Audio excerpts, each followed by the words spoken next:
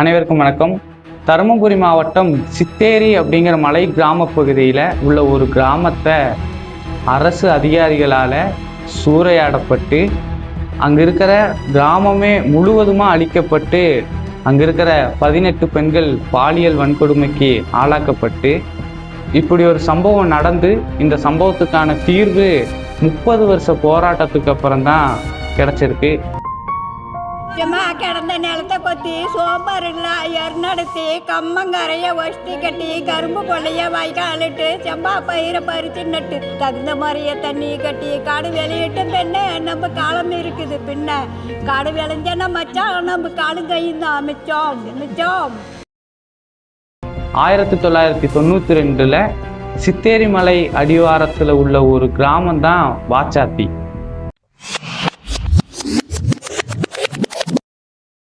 இந்த வாச்சாத்தி கிராமத்துல 600 கோடிக்கும் அதிகமான விலை மதிப்புள்ள சந்தன மரங்கள் இருந்திருக்கு. இத அப்போதைய ஆட்சியில இருந்த அதிமுக அரசு காவல்துறை, வருவாய்த்துறை, வனத்துறை ஆகிய அதிகாரிகளால அங்கிருந்து இதுல 200 கோடி மதிப்பிலான சந்தனக்கட்டை மரங்கள் அரசு அதிகாரிகளால கடத்தப்பட்டிருக்கு. இந்த சம்பவத்துக்கு இடையூறா இருந்த கிராமம் தான் வாச்சாத்தி. அரசு அதிகாரிகளே இந்த கிராம மக்களை எப்படியாவது வெளியேற்றணும்னு சொல்லி ஒரு திட்டம் போட்டு வீரப்பன் அந்த பகுதியில் சந்தன கடத்துறாருன்னு சொல்லி விசாரணைங்கிற பேரில் அந்த கிராமத்துக்குள்ள நுழைஞ்சு குழந்தைங்க படிக்கிற புத்தகத்தை கிழிச்சு போட்டு தட்டு சாப்பிட்ற தட்டை நசுக்கிறது, அரிசி கேழ்வரகு அதில் மணலை கலர்கிறது, இவ்வளவும் அக்கிரமம், மனித உரிமையே பயங்கரமாக மீறப்பட்ட ஒரு சம்பவம். ஆனா இப்படி ஒரு சம்பவம் நடக்கவே இல்லைன்னு சொல்லி அப்போது ஆளுங்கட்சியில் இருந்த முதலமைச்சரா இருந்த அம்மா செல்வி ஜெயலலிதா சொல்லிட்டாங்க. சம்பவம் நடந்து 20 நாளுக்கு அப்புறம் மக்களால ஒரு பொதுநல வழக்கு உச்ச நீதிமன்றத்தில் தொடுக்கப்படுது. ஆனா இதுல முழுக்க குற்றம் சாட்டப்பட்டது எல்லாமே அரசு அதிகாரிகளா இருக்கிறதுனால உச்ச நீதிமன்றமே இந்த வழக்கை நிராகரிச்சிருச்சு. அகில இந்திய வழக்கறிஞர்கள் சங்கமும் சிபிஐஎம்மின் மாநில பொதுச் செயலராக இருந்த நல்லசிவம் அப்படிங்கிற ஒரு ஆளை திரும்பவும் இந்த கேஸ் சென்னை உச்ச நீதிமன்றத்துக்கு வழக்கு தொடரப்படுது. ஆனால் திரும்பவும் ஆளுங்கட்சியின் அழுத்தத்தினால அந்த கேஸை டெல்லி உச்ச நீதிமன்றத்துக்கு அந்த வழக்கு மாற்றப்படுது. வழக்குக்காக பாமதி IAS, மைத்திலி சிவராமன் போன்றவற்றை ஜூலை 31 நேரடியாக அந்த கிராமத்துக்கு போய் பார்வையிடுறாங்க. ஒரு IAS அந்த கிராமத்துக்கு வர்றாங்கன்னு தெரிஞ்சும் அந்த கிராமத்தோட ஒரு கவுன்சிலரோ தாசில்தாரோ எந்த ஒரு அரசு அதிகாரிகளுமே அந்த IAS கூட வரல. முழுக்க கம்யூனிஸ்ட் கட்சி தோழர்களோட அந்த கிராமத்தை முழுவதுமாக அங்கிருந்த பாதிக்கப்பட்ட மக்களோட பேச்சுவார்த்தை நடத்தி அந்த மக்கள்கிட்ட இருந்து எழுத்துப்பூர்வமாக ஒரு படிவம் தயாரிக்கப்பட்டு அதை மேல்முறையீட்டுக்காக பாமதி IAS கொடுக்குறாங்க. அப்போதும் பாமதி IAS இந்த வழக்கு தொடரப்பட்ட தில்லி பாபு அப்படிங்கிற வழக்கறிஞர், அவர் கம்யூனிஸ்ட் கட்சியின் தோழர், இவங்களை எல்லாம் கொள்றதுக்காக அப்போது இருந்த ஆளுங்கட்சியை சார்ந்த வனத்துறை அமைச்சராக இருந்த செங்கோட்டையின் தலைமையில் திட்டம் தீட்டப்படுது. அப்படியே என் காரை மறிச்சிட்டு ஒரு ரேஞ்சர், இளங்கோன்னு ஒரு ரேஞ்சர், இன்னொருத்தர் ஒரு துப்பாக்கி எடுத்து இங்கே வச்சுட்டான். அம்பலப்படுத்தி தமிழ்நாடு பூரா இந்த செங்கோட்டையினுடைய இந்த கொலை முயற்சி, கொலை தூண்டுதல்ன்றதுக்கான எதிராக ஒரு கண்டன ஆர்ப்பாட்டம் தமிழ்நாடு பூரா கட்சியின் சார்பில் நடந்துவிட்டு அப்படி தான் அது நாங்கள் தப்பிச்சோம். ஒரு வேளை இல்லைன்னா நான் அப்படி உட்காந்து பேசிகிட்டு இருக்க மாட்டேன், அப்பயும் பிடிச்சிருப்பானுவேன்.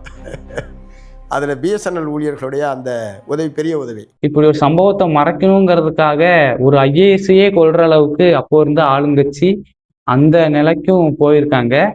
ஒரு IAS SAC கமிஷன் மெம்பரு அவங்கள கொலை பண்ணுறது கூட அதிமுகவில் வேலை செஞ்சவங்க தயாராக இருந்தாங்கன்னு வச்சிங்களேன். அவ்வளோ மோசமான நடவடிக்கைகள் இருந்தாங்க. ஆர்டரை போட்டு பாபதி IAS இங்கே பெண்களை வீடு விட எல்லாம் என்கொயரி போடுறாங்க. அவங்கள என்கொயரி பண்ணி அவங்க அறிக்கையை எடுத்துக்கிட்டு போகும்போது திமுகவை சார்ந்தவங்க எல்லாமே பாபதி IASஐ கொலை பண்ணுறதுக்கு ரெடி பண்ணிட்டாங்க. அப்போது முதலமைச்சராக இருந்த செல்வி ஜெயலலிதா இப்படி ஒரு சம்பவம் நடக்கவே இல்லைன்னு சொல்லி சட்டசபையில பதிவு பண்றாங்க. 6 மாதம் கழிச்சு சிபிஐ உத்தரவின் பேர்ல அடையாள அணிவகுப்பும் நடைபெறுது. ஆனா எந்த ஒரு அரசு அதிகாரிகளும் அதுக்கு முழுக்கவோ கொஞ்சம் கூட ஒத்துழைப்பு கொடுக்காம அந்த பெண்களை மிரட்டி அடையாள அணிவகுப்பு அப்போது தோல்வியுறுது. கோட்டு அடையாளம் அதை இன்னைக்கு அடையாளம் காமிச்சுன்னா நாளைக்கு மீசி அடிச்சுட்டு வந்துருவான். உங்க மாதிரி அந்த அடையாளத்தை இன்னொரு அடையாளத்தை காமிச்சுன்னா மொட்டை அடிச்சுட்டு வருவான்.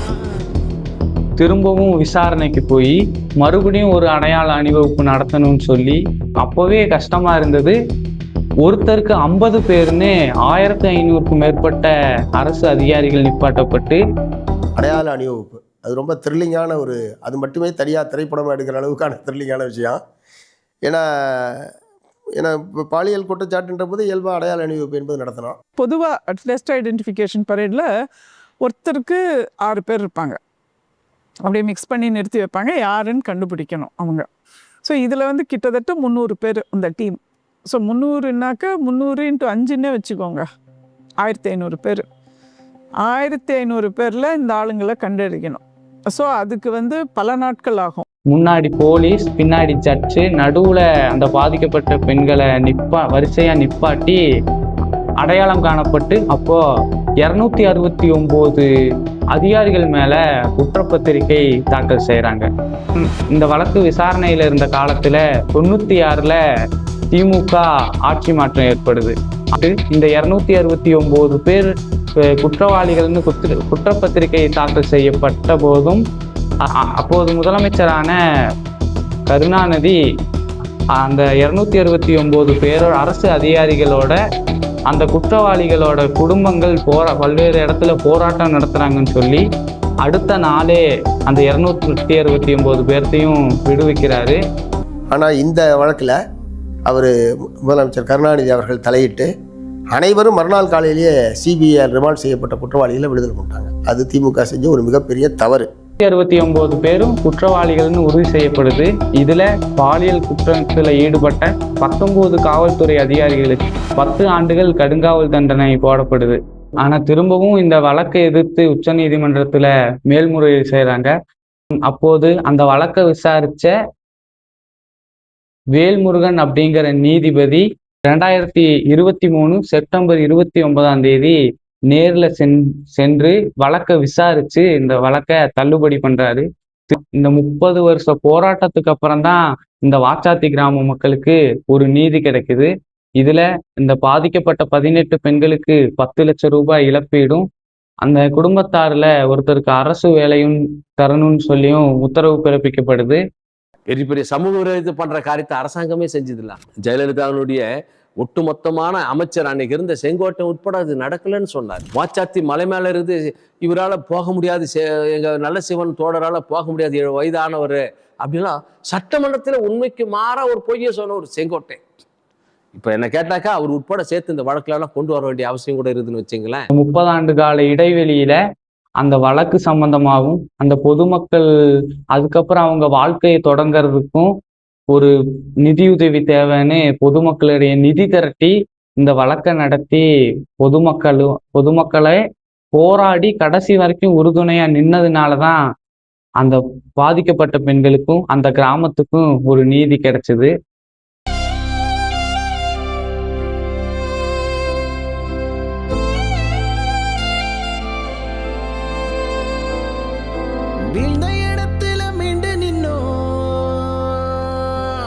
மண்ணின் வரலாற தாங்கி நின்னோ, எங்க வலிகளை நாங்க சுமந்து நின்னோ,